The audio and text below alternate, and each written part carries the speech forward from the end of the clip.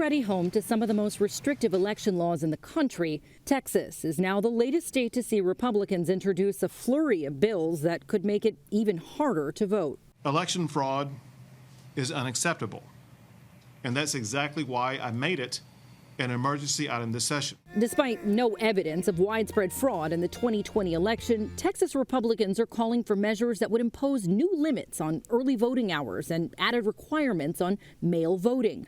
Now, some of the legislation appears to be aimed at Harris County, a Democratic stronghold and home to Houston, which saw a surge in turnout last year after the county implemented methods during the pandemic, such as 24-hour and drive-through voting sites. Uniformity, transparency, consistency. Wherever voters are, they should be having the same access to that type of voting activity for early voting. Democratic officials say it's clear what Texas Republicans are trying to do. Obviously, these Republicans are hoping that their work is going to disenfranchise mostly Democrats.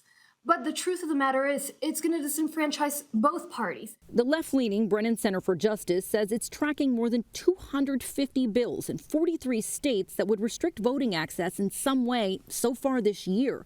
Election experts say that many of the proposals would place a greater burden on voters of color, with dramatic effect. In many ways, it dwarfs what we saw during the Jim Crow era in terms of, again, numbers of people, numbers of states, and numbers of laws.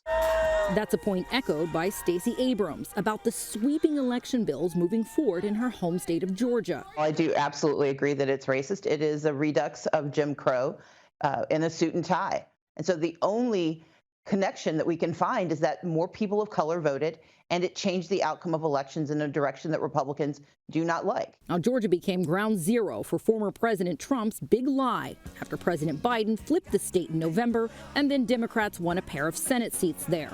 But not all Republicans in Georgia support the bills being advanced. Republicans don't need election reform to win. We need leadership. But in Iowa, Republicans have already acted. The state's GOP governor last week signed a new law that cuts Election Day voting hours and reduces early voting by 9 days.